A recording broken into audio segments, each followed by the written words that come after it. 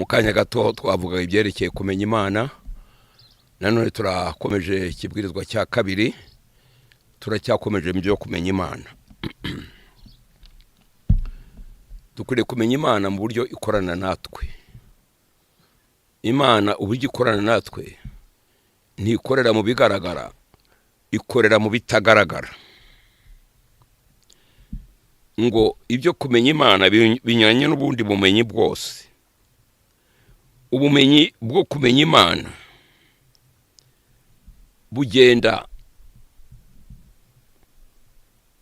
nibikorerwa mu mutima cyangwa se bikorerwa mu bwonko. Kumenya Imana kugira ngo itwigishe kuyimenya, ikorana n'ubwonko bwacu, ntikorana n'imibiri yacu, ntikorana n'ibigaragara, ikorera mu bitagaragara. Nicyo gituma twasomye muri Mateyo 22:37 ngo ukundishe Uwiteka impagarike yawe yose, ibitekerezo byawe byose, kandi ubwonko nibwo butegeka umubiri.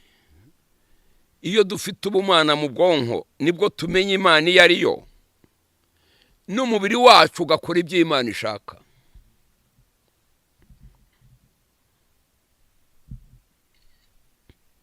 Ni igihe uyu mubiri wacu wagize ikiwutera gukora ibyo Imana ishaka, kandi igitera umubiri wacu gukora ibyo Imana ishaka gikorana n'ubwonko bwacu.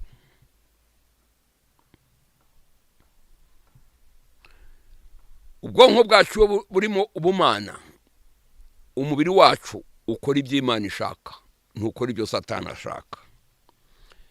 Ibi turabibona muri Yohana igice cya 17 umurongo wa 17.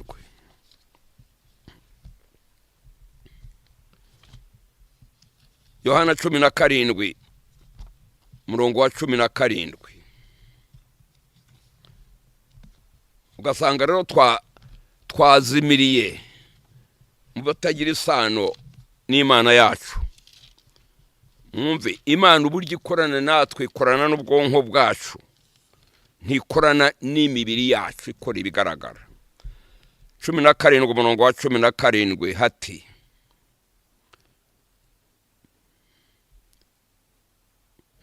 uberesha ukuri, ijambo ryawe ni ryo kuri.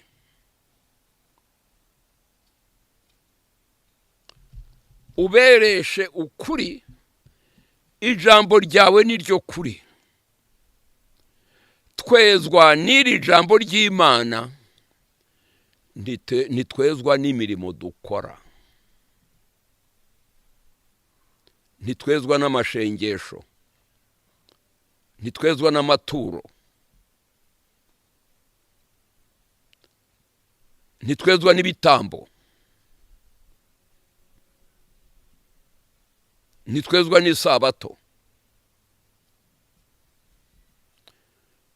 Twezwa n'iri jambo ry'Imana turyigishijwe rikajya mu bwonko bwacu, ibyo kurya by'ubwonko. Iri jambo tukaryigishwa rikava mu gitabo rikajya mu bwonko bwawe. Ya kamere mbi yitwa bavukanwa yari mu bwonko bwawe, wavukanye ikimuka mu bwonko bwawe, ikimukira ikajya mu mubiri wawe. Mu bwonko hakajya ubumana bugahangana n'umubiri wirarira ibi. Utaragira ijambo ry'Imana mu bwonko bwawe, ntibishoboka. Nguko uko Imana ikora. Naho twebwe turakora mu bigaragara.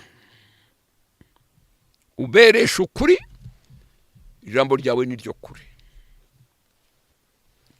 Ritweza ritese, rigiye mu bwonko bwacu rikayobora gutekereza kwacu,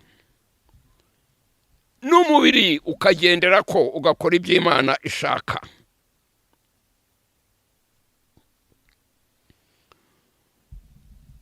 Ubwonko. Matayo 11 umurongo wa 27.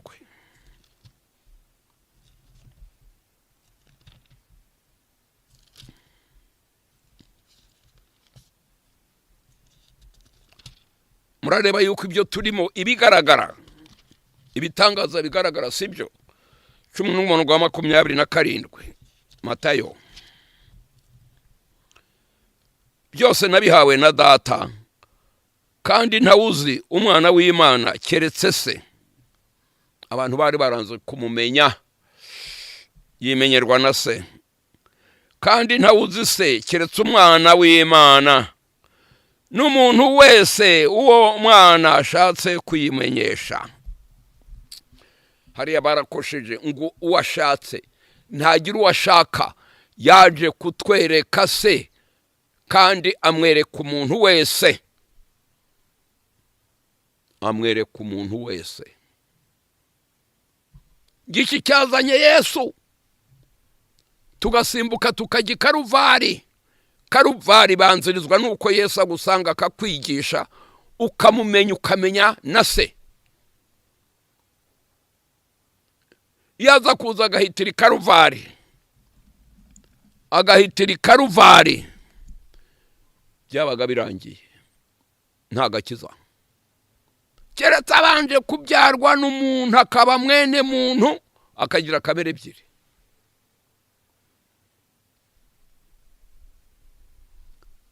Icyamuzanye ni ukutwigisha, yagenda Mwuka Wera akamusimbura kutwigisha bikakugeza aho ugira kamere ya kabiri. Niwe udusanga ku buntu mu Efeso igice cya 2 akatuzura. Twamara kuzuka, umaze kuzuka kandi azura umuntu wese umwe ku giti cye. Yamara kukuzura akakubwira turi mu kaga, umwe akavuga ati nta kaga ndimo, mfite ibintu byose, icyo ushaka aho n'icyo urashaka kuntwara ibintu byanjye, akirukana Yesu. Uno mukiri ufite ibintu akajya ku mukene akamuzura. Imana yacu si Imana y'abapfuye ni y'abazima, ni y'abazima, si Imana y'abapfuye. Mubyumve. N'umuntu yitwa intumbi iyo ataramugira mu bwonko. Nicyo gituma mwana bumana arabanza, Mwuka Wera arabanza akakuzura. Mu Efeso igice cya 2 murongo wa mbere hati, namwe mwari mwisi mudafite Imana rurema muri intumbi, ariko umwami Imana yarabazuye. Uko kuzurwa tuzakwiga ko mu gitabo cy'Abayefeso.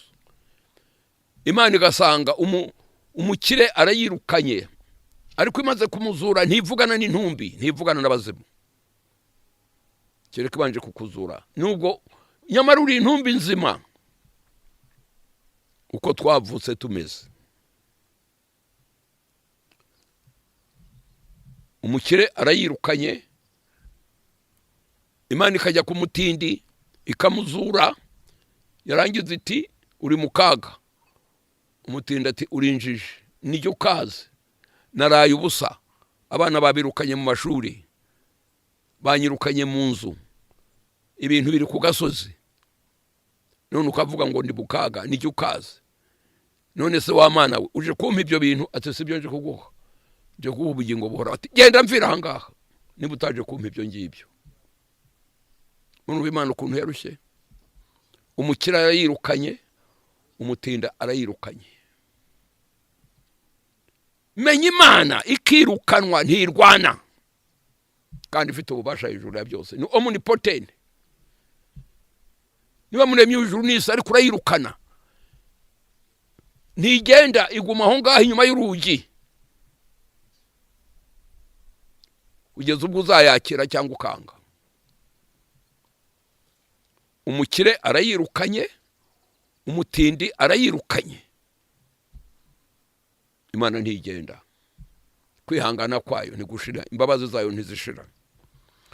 Ikazi kongera ikagera ku mukire, abantu baratandukanye, ikamuzura ikamubwira turi mu kaga, tuziga uburyo ikuzura. Iti uri mu kaga, akayibwira ati ko ndi mukaga ngire nte nkuko babaje ku munsi wa Pentecote tugire dute ati ngire nte Imana iti nkurikira. Iyo ni nomero ya gatatu. Iya mbere iramuzuye, iya kabiri baraganiriye yarashubije, ushubije ati ngire nte ntiyigishijwe uwo mwanya ati nkurikira. Iyo ni nomero ya gatatu. Uwo nguwo uyikurikiye ni biri muri Yohana ati nigenzira n'ukuri n'ubugingo nta ujya kwa data ntamujyanye. None abantu bagashaka kwijyana, ubwo n'ubuntu. Nomero ya gatatu ukayikurikira ikakujyana mu ntambwe ya kane.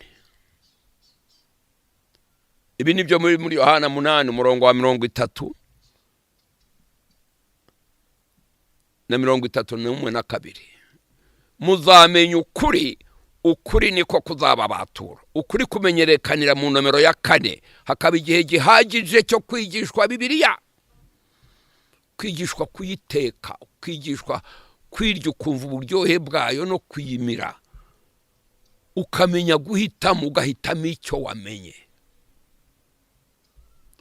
Paulo yagiye mu Bagiriki arabigisha, bahitamo icyo bamenye abigishije. Bagira icyo bareka, bagira icyo bahitamo. Bareka bya bishushanyo byabo bitaremye isi n'ijuru, bitabashaga gukora bya bindi babonaga bikorwa, ntibamenye ubikora uwo ari we, barabimenya. Benshi batibigirwamana byabo bizera Imana bazaniwe na Paulo. Kuki? Barigishijwe. None turafata impinja tukazikubita muri Yorodani, abandi bagafata impinja bakazisuka amazi ku gahanga. Ntacyo zamenye, ntacyo zize. Abayuda bagize ubumenyi baramenya. Abagira iki? Bahitamo icyo bamenye. Bana b'Imana tuzi Imana iyo ariyo.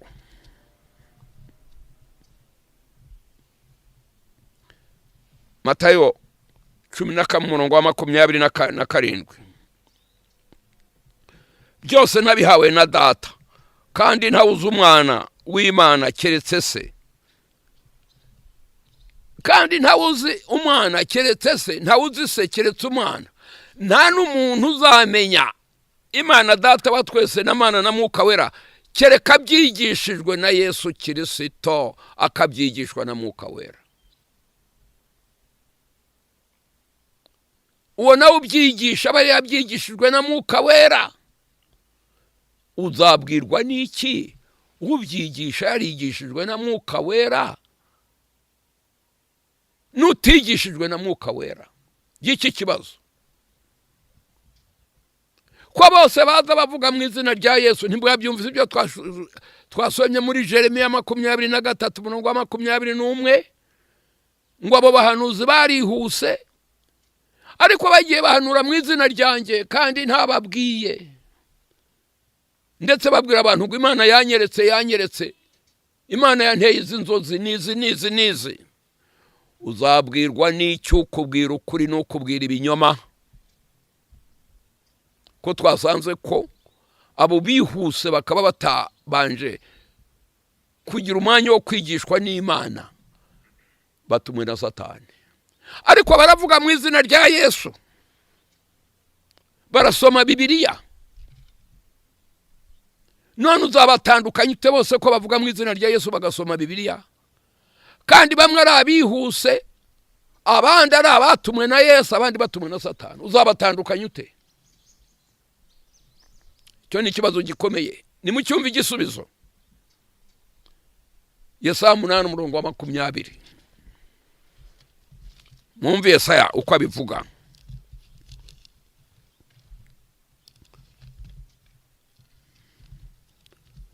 Yesaya 8:20. Ahangaha rero niho dukwiriye kumenyera Bibiliya yuko idufitiye akamaro. 8:20 haravuga hati, nimusanga amategeko y'Imana n'ibiyahamya. nimujye muri Bibiliya ntuzamenya kubatandukanya utari umwigishwa wa Bibiliya udafite ikintu cyitwa Bible study. Tibishoboka, nta handi uzabimenyera kereka muri Bibiliya. Simwiyerekwa, simwibwirwa, nimusange Bibiliya mwamaze kugira inzara n'inyota mutewe na Mwuka Wera. Bibiliya nizakubwira umuhanuzi w'ibinyoma n'ukuri. Bibiliya nizakubwira uwihuse kandi akabavuga mu izina rya Yesu. N'uwicaye mu nama z'Imana akigishwa akaza akavuga mu izina rya Yesu, ukamenya kubatandukanya. Niba rero utagira agahe ka Bibiliya ngo umwigishwa biyo, ntabwo uzapfa ubimenye. Uje wese azakubeshya uti amen uti haleluya. Ariko ubundi uzamumenya. Nimusange amabwiriza y'Imana nibiyahamya. Nibatavuga ibihwanye n'iryo jambo nta museke uzabatambikira. Bazabivuga. Babivuga mu izina rya Yesu ariko bidahuje na Bibiliya. Niba rero nawe utazi Bibiliya ntuzapfa ubimenye. Ntuzabatahura. Reka babwire n'ukuri banga abana b'Imana. Iyo wagiye muri Bibiliya umenya umuhanuzi w'ukuri n'ubinyoma. Iyo wagiye muri Bibiliya ukayibuka umwigishwa wayo waciye bugufi wigishwa na Mwuka Wera, wimenya ko wibeshya. Ukamenya ko wibeshya uti sibyo. Kuko microscope y'abantu ni Bibiliya. Kandi guhabwa microscope utazi kwipimisha uzapfa ubimenye se. Ntakizakumarira. Nguko uko abantu bapfanye Bibiliya mu ntoke zabo. Batayihaye umwanya. Bana b'Imana, iki gitabo cy'Imana kirimo agakiza ariko abantu baragipfanye. Ibitekerezo Yesu yaravuze ati hahirwa abafite ibitekerezo bizima, hahirwa abafite imitima iboneye. Matayo 5:8. Umuntu ufite amahirwe n'uwamaze kwakira ubumana mu bwonko bwe. Iyo mu bwonko bwanjye hatarimo Satani haba harimo Yesu. Icyo rero twiga n'ukumenya Yesu mujyamo nte anjyamate, mugumamo nte aguma muri jyate. Nicyo ukwiriye kwiga kumenya. Si ukuguma muri Jeremiya, si ukuguma mu itorero, si ukuguma mu idini, ni ukuguma muri Bibiliya. Yohana 8:30 nimuguma muri iryo jambo. Irihe rya jambo ryageze mu bwonko bwawe. Rya jambo ryageze mu bwonko bwawe. Mu Bafilipi igice cya 2:4 n'uwa 5 haravuga hati have that mind which was in Christ. Ngo mugire kwa gutekereza kwari muri Kristo. Mind si umutima, ni ibitekerezo byari muri Kristo. Yari afite ubumana aribwo bumutekereresha. Nanjye yaje kumpa ubumana, ibitekerezo byanjye bigatekerereshwa n'ubwo bumana. Ubwo nibwo mba mfite ibitekerezo, ubwonko buzima buboneye, butekereza iby'Imana budatekereza iby'isi. Nanone muri Matayo 5:48 abavuga ngo ntibishoboka, birashoboka. Abo bidashobokera nabananiranye nyine. Nimwumve Matayo 5:48 uko havuga. Hahirwa abafite ibitekerezo biri mu bumana bitari mu bushitani. 5:48 nanone iyo ni Matayo itubwira. Haravuga hati namwe mube mukiranutse nkuko so mu ijuru akiranuka. Namwe mube mukiranutse nkuko so reka mbabwirire isomo naribayeho imyaka myinshi ndaryihorera. Urambwira gukiranuka nk'Imana? Hari uwashobora gukiranuka nk'Imana? None se Bibiliya irabeshya? Umva kwa kutamenya kwiteka, ntumenye icyo bivuze, ntumenye icyanditswe kiri mu cyanditswe. Icyanditswe kiri mu cyanditswe ni iki? Ngo mube mukiranutse nk'uko so mu ijuru akiranutse. Ntibivuga ngo mube mukiranutse nk'uko so mu ijuru abakiranukira. Mubyumve. Abavuga ngo Yesu yandangirije byose, abavuga ngo Yesu yaramfiriye, niko Bibiliya ivuga. Si mube mukiranutse nk'uko so mu ijuru abakiranukira. Tube dukiranutse nk'uko akiranuka, nkagira uko gukiranuka afite muri jye, ubumana mu bwonko. Mube mukiranutse nk'uko so mu ijuru akiranutse. Reka mbabwire, nabajije abantu ntese Satane agukorera ibyaha batoya, ahubwo adutera kubikora.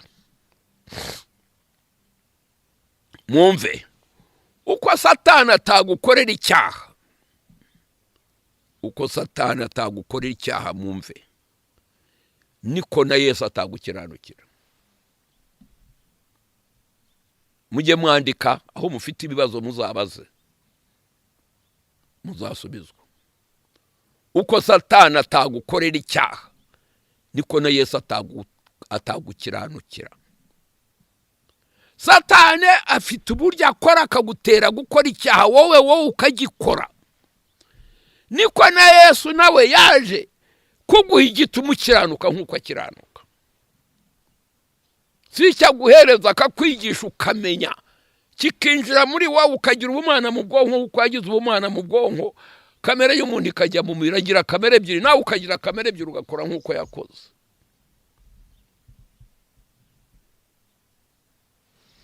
Ugakora nk'uko yakoze. None ibintu byaciye ibintu, ngo Yesu yaramfiriye, Yesu yandangirije byose. Uri ihene se? Uri inka se? Ko ihene n'inka bitikorera bikorerwa. Ntabwo byaremanywe ububasha bwo gukiranuka, ntabwo byaremanywe ububasha bwo gukora icyaha, ariko umuntu byashobotse ko Adamu akora icyaha. Kuki? Yari umuntu, yaremanywe kumenya, aremanywa gutekereza, aremanywa guhitamo, kandi akabikora mu mudendezo utavogerwa.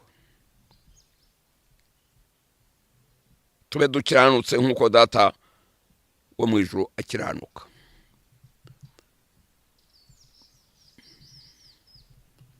Rero none se ibi bintu byo kumenya Imana, tukamenya ikivuga, natwe twasanga turivugira ibyacu, nimwumve dukomeze. Abashaka kumenya Imana bakamenya Bibiliya bakurikije ubwenge bwabo, batabikundishijwe na Mwuka Wera, ntibazapfa bagize icyo bamenye. Tibishoboka, ntacyo bazamenya.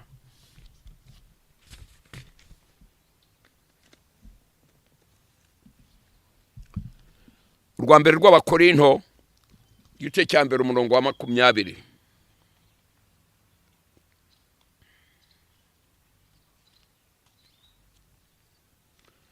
Urwa mbere rw'Abakorinto, igice cya mbere umurongo wa 20 n'uwa 21. Mbese none umunyabwenge ari he? Umwanditsi ari he? Umunyampaka wo muri iki gihe ari he? Ubwenge bw'iyi si Imana ntiyabuhinduye ubupfu. Hari ubwenge bwo munsi y'izuba, hari ubwenge bwo munsi y'izuba. Ubu ngo ahangaha ndi mbwiriza, hari abana bize ibya ICT, bya tekinoloji y'iki gihe igezweho, bafite ibyuma barantera amapica, barafata amajwi yanjye. Umpaye icyo cyuma nagipfana.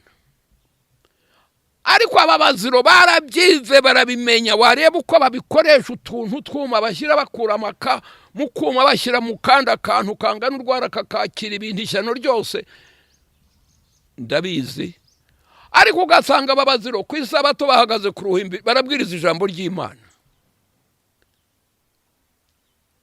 Basha ubu ngubu hagize urwara naza nkagusimbura kuri icyo cyuma, wowe ugiye kunsimbura ku ruhimbuti. Mbabwire ibi bintu dukinisha iby'isi urabyiga ukabimenya bigakorwa bikagira akamaro ndetse bikagira umumaro mu murimo w'Imana. Ariko ubu ukwiriye kugira ukwigisha ibyo hejuru y'izuba. Ibyo hejuru y'izuba nabyo bifite ubuhanga, ariko mu buryo budahuje n'ubw'abisi. Abisi barabizi mu buryo bwabo bwaha. Iby'Imana nabyo biri mu buryo bwabo mu byo hejuru y'izuba. Hejuru y'izuba.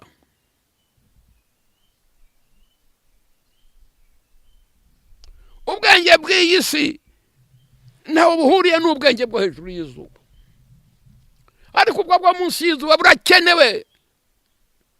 Abari munsi y'izuba barabukeneye, niko rero bakeneye n'ubwo hejuru y'izuba, kuko ubwo munsi y'izuba buzagira igihe bushira. Ababikora bashire nabwo bushire, ubwo hejuru y'izuba buzahora witeka ryose. Umurongo wa 21. Kuko ubwo ubwenge bw'Imana bwategetse ko abisi badaheshwa kumenya Imana n'ubwenge bwabo bw'isi. Imana yishimiye gukirisha abayizera ubupfu bw'ababibwirizwa. Ukaba umuhanga mu by'isi, wa wundi winjije mu by'isi akaba umuhanga mu by'Imana. Aragukeneye nawe uramukeneye, kuko mwisi dukeneye kubaho. Ubwo bw'isi burakenewe kuko tukiraha, ariko buzagira iherezo sha.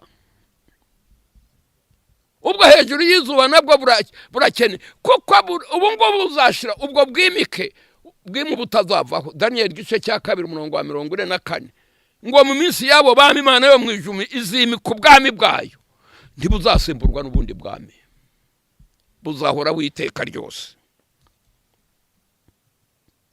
Dore abayuda basaba ibimenyetso naho abagira ikibo bashakashaka ubwenge, ariko twebweho tubabwiriza ibya Kristo wabambwe.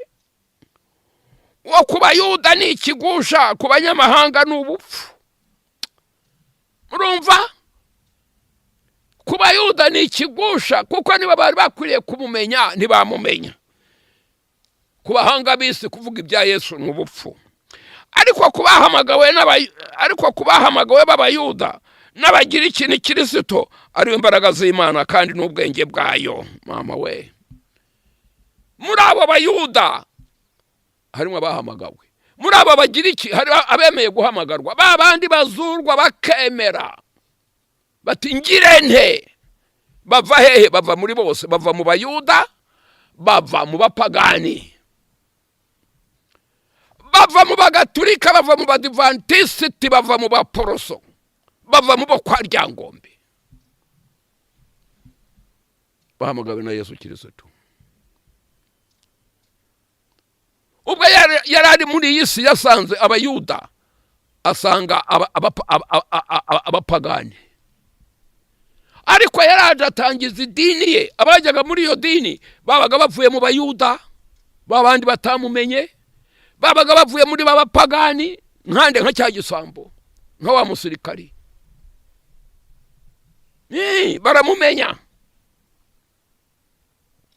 Baramumenya, abandi ntibamumenya.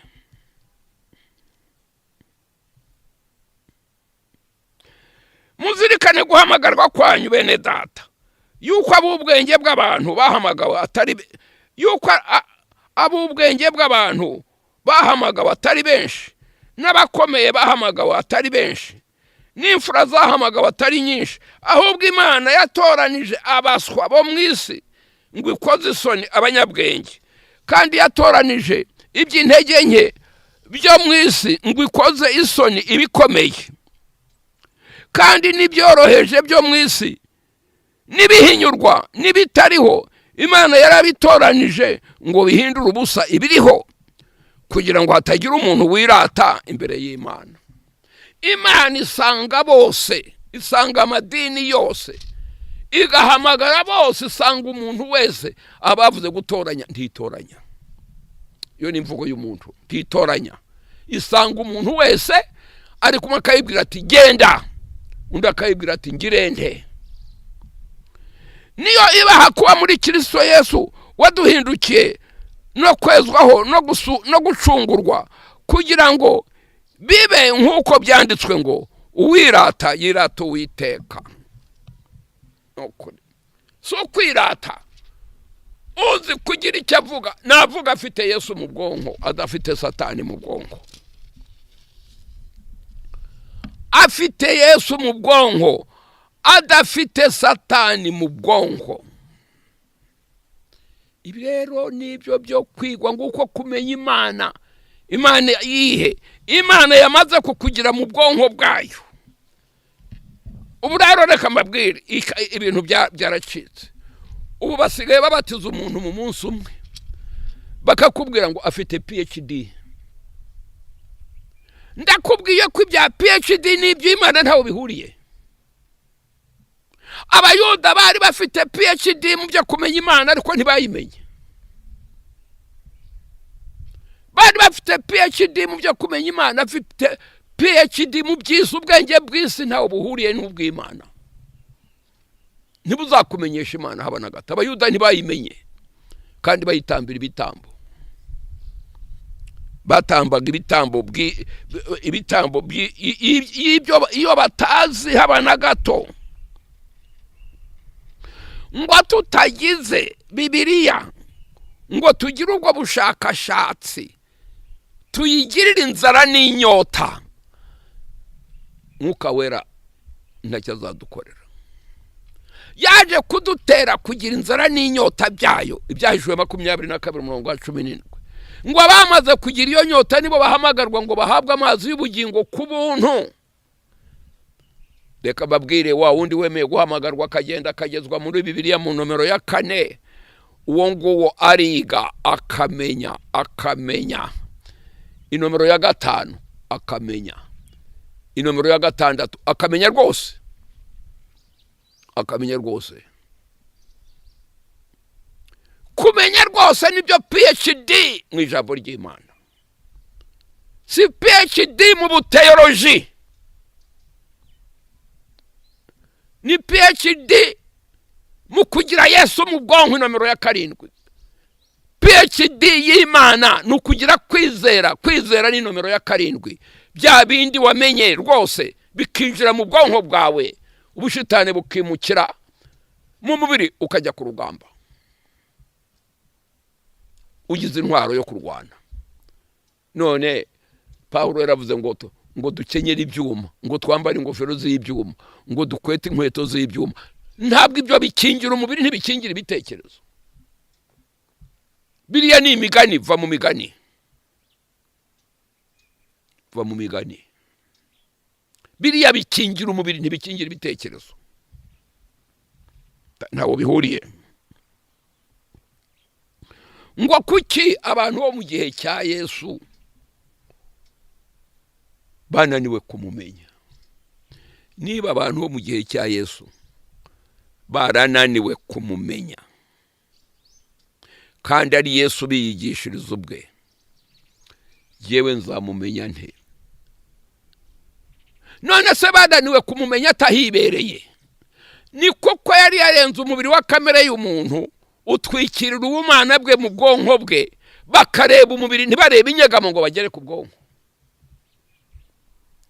Niko nawe igihe wiga Bibiliya ntumenye icyanditswe kiri mu cyanditswe, uzaba nkabo.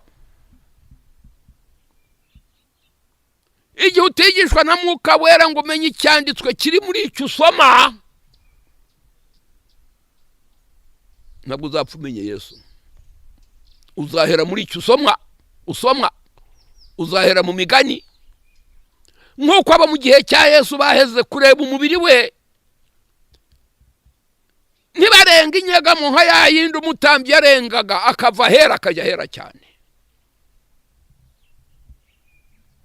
Kandi wagombaga kwagira umutambyi yahajya adatunganya akahagwa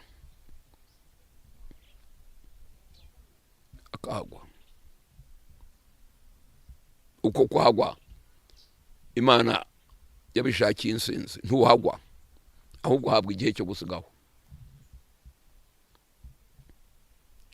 Ngiki cyatumye bamananirwa kumumenya ngo uyu ni mwene Mariya, uyu ni mwene Yosefu.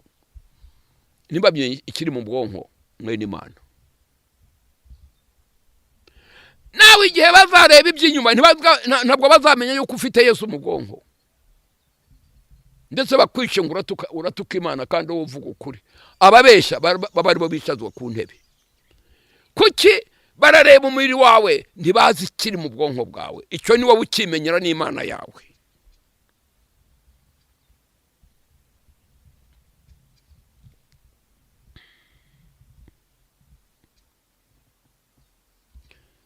Ni wowe ukimenyera n'Imana yawe, nta wundi.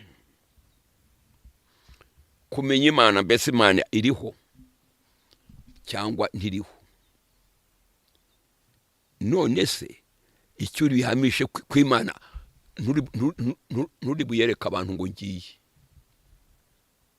Ntabwo wajyaga gukura ubwonko bwa Yesu buriho umwana ngo ubukure muri bubereke udodore nguyu. Ahubwo barebaga igikingirije uwo mubiri bakagarukiraho. None ikizahamya yuko Imana iriho ni ikihe? Kuko abantu barashaka ikimenyetso, abantu barashaka icyerekanwa ngo dore ngiki, nk'uko abasayansi bagira. Uravuga ngo ukunda Imana irihe? Irihe? Ijambo ry'Imana litwereka ko hari uburyo bubiri bwo kwerekana Imana kuriho. Kimwe,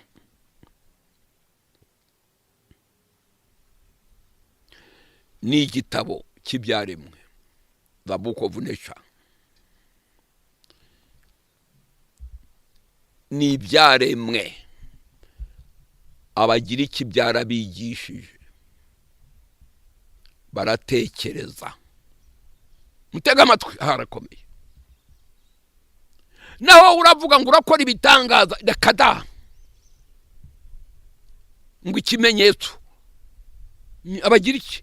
Abayuda basabaga ibimenyetso, abandi bagasaba iby'ubwenge, rekada. None baravuga ngo icyemeza yuko natumwe n'Imana ngo nuko nsabira umuntu agakira. Sibyo? Uzabasabira bapfe. Uzabasabira bapfe. Uzabasabira bakire. Bikubera urujijo kuke nsabiye kanaka gapfa nasabira kanaka gakira. Ntimujya mubibona se? None se ko Imana idahinduka, ya yindi yakirije wa wundi igeze kuri iramwanga we ntihinduka. Nibikirije barakira, nibidakirije nawe ukira. Urayizana mu byita itabamo. None rero ikigaragaza ko Imana iriho igaragarira mu byo yaremye. Icya kabiri, igaragarira muri Bibiliya. Nta bindi bitangaza mu byumve, ibintu bibiri gusa rukombi mu byo yaremye no muri Bibiliya.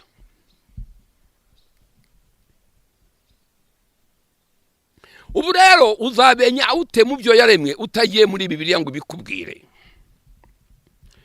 Mu byo yaremwe rero icya mbere ni umuntu yaremye, n'igihe yaremye. Sinaremwe narabyawe, ni Adamu na Eva baremwe, nyuma babyara umuntu kuko nabo bari abantu. Wihereyeho we wavutse ukomoka kuri Adamu waremwe, wihereyeho utiri ujya hanze yawe, wabona Imana. Wabona Imana utiri ujya kure. kuko tudatekereza, nuko tutagira uwo mwanya. Wibajije iby'ivuka ryawe wabona Imana, wibajije iby'imikurire yawe wabona Imana. Ninde ubona umwana akura ngo ageze ngo ndamubonye yongeyeho, ntibishoboka. Ubona umwana angana atya ariko ntabwo ubona agira cyangwa azamuka nka za mashini tugira. Akamashini karazamuka cyangwa kakamanuka. Ntabwo wabona umwana, ntabwo wabona inka ngo igize itya. None se kurite ngo umwana wanjye yakuze ate? Igishyimbo wateye ntiwamenya ibyacyo, uragitera ukagenda ukiryamira, ukazagenda ujya kufira, ujya gusarura. Byagenze bite? Igishishwa kirabora kivaho, ninde ugikuraho? Hagasigara akantu kitwa kagondoro, ukora kakavunika. Ninde ukarinda kuvunika kakazahinduka umugondoro, kakazahinduka akantu gahagarara, ugasanga kagize utubabi bije bitutwo tubabi. Erega ntasone ukavuga ngo umurima wanjye w'ishyimbo ureze. Ye baba we, umurima wawe ntasone. Ntabwo dutekereza. Ukareba cya gishyimbo kimwe cyabanje kubora kikamena ubutaka. Imana ikakirinda ibiziri biza kukirya, ibindi bikaribwa, ibindi ntibiribwe. Imbeba ikazuka ikabyahuka, hakagira ibikira. Ejo wajya gusarura ugasarura kimwe kibyaye 30, 20. Byagenze bite? None ukavuga ngo nta Mana iriho. Imvura iva he? Iri zuba uzi byaryo? Uyu mwuka duhumeka uva hehe? Ukabona uriho ubayeho, ntiwibaza uti mbayeho nte? Gicyo Satani yadutwaye. Twarangiza ngo nta Mana iriho. Ibyaremwe. Ikindi ni Bibiliya, ijambo ry'Imana. Ariko mumenye rifite ibibazo. Nkuko cya gishyimbo kigira ibizira bikirya, bikirwanya ubutaka, izuba, imvura nyinshi, kinyura mu kaga karenze urugero kugira ngo kizere. Niko na Bibiliya nayo yagize ibibazo, yahumetswe n'Imana, ariko yandikwa n'abantu, ishyirwa mu ndimi n'abantu. Nicyo gituma ukwiriye kugira igihe cyo kuyiga, ukamenya ibibazo birimo. Ukamenya ibibazo birimo. Ni nka nyirayo. Imana iraza ibyarwa n'umugore n'umukobwa w'isugi. Ko nta mugabo baryamanye, nta muhungu baryamanye, yaje kuvuka ate? Iryo ni ibanga ry'Imana. Ibyahishwe n'iby'Imana, ibyahishwe n'ibyacu. Ibyo myaka nababwiye, ibyerekeye gutapfa n'ibyo kurya, iryo ni ibanga ry'Imana. Ariko nibikwereka ko Imana iriho. Imana iriho. Ngo ijuru n'isi bivuga icyubahiro cy'Imana, ibigaragara n'ibitagaragara. Ngo imyifatire y'umuntu uko agenza nibyo bigaragaza ko Imana iriho.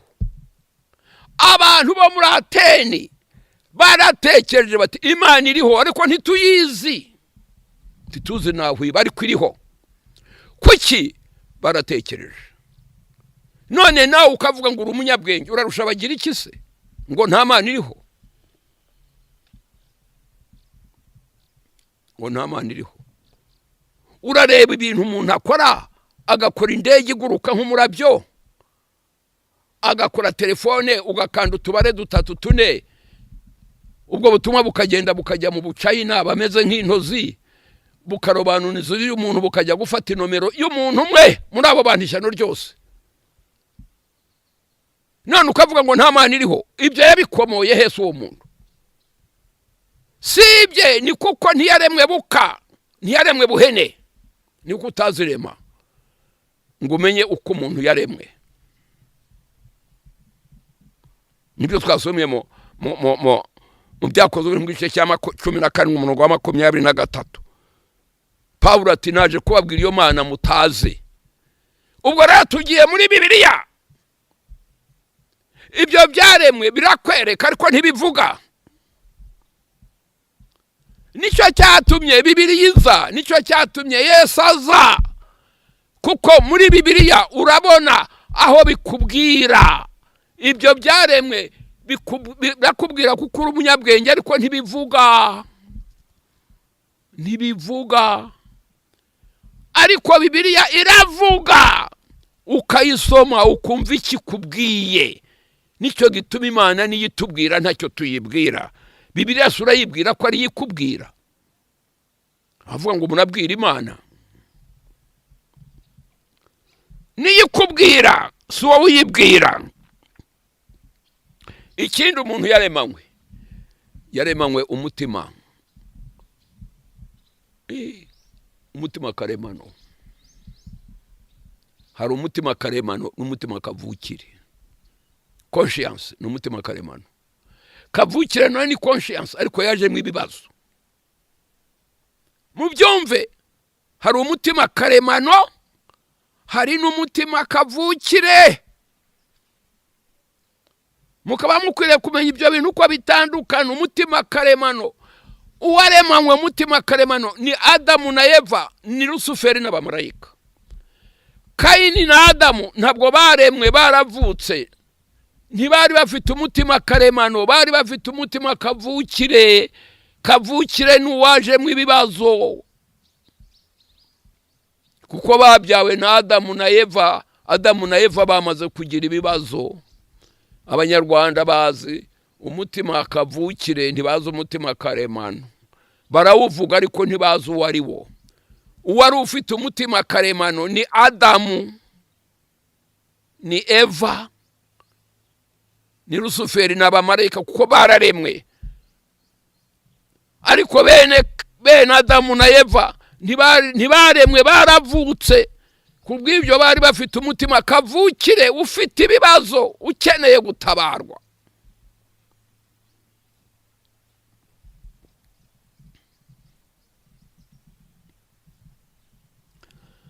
Nimwumve mu Baroma igice cya 2 murongo wa 14 na 15.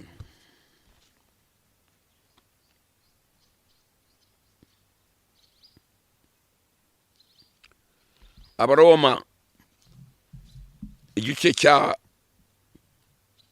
2 murongo wa 14 na 15.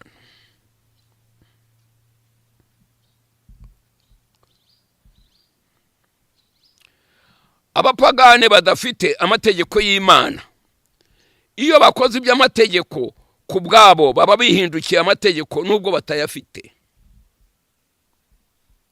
Bakagaragaza ko umurimo utegetswe n'amategeko wanditswe mu mitima yabo, ugahamywa n'imitima ihana ibabwiriza, igafatanya n'ibitekerezo byabo kubarega cyangwa se kubaregura.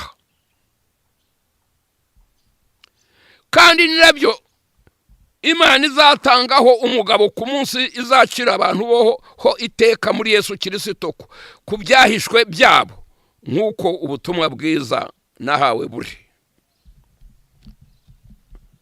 Bana b'Imana,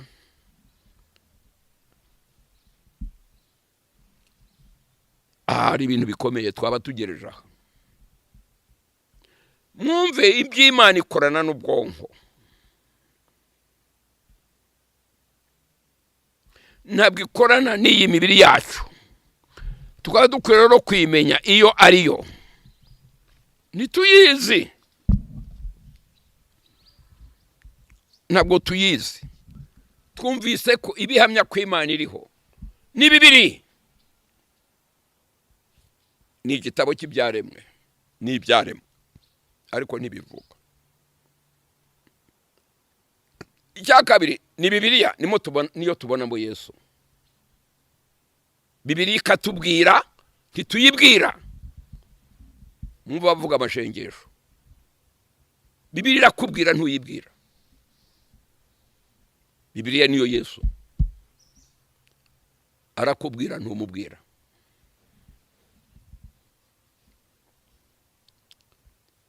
Ahangaha rero twumvise ngo ijuru rivuga icyubahiro cy'Imana.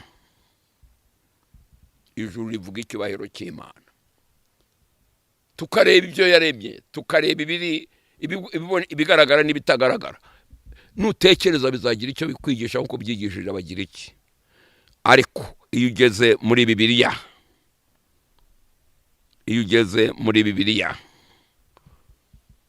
ubona ibitaboneka. Imana irakubwira, ibyikubwiye bikajya mu bwonko bwawe, ubwonko bwawe bukayobora umubiri wawe ugakora ibyo Imana ishaka. Nguko uko Imana ikora, ngiyi Imana ntiri muri bya bitangaza bigaragara, ntiri mu bigaragara, iri mu bitagaragara. Ibitagaragara bikabyara bigaragara. Tubaye duhagarariye ahangaha mu byo kumenya Imana uko ikora n'uburyo ikorana natwe. Turi mu bindi rwose pe bitagira n'isano n'ibyo Bibiliya itubwira. Bibiliya Imana ikubwirira muri Bibiliya no mu byaremwe. Kandi utayobowe na Mwuka Wera ntabwo ngaka kamaro ka Bibiliya bigeraho Imana itubwira. Si babandi bavuga neretswe werekewe muri Bibiliya se? Waroteye muri Bibiliya se? Hanze ya Bibiliya n'imvugo ya Satani. Tugerera aho ngaho ibintu bikubwira kumenya Imana iyo ariyo n'uburyo ikora ubwo ari bwo, n'uburyo igera ku muntu inyuze mu byaremwe binyuze muri Bibiliya. Imana ibafashe tube duhagarariye ahangaha turakomeza.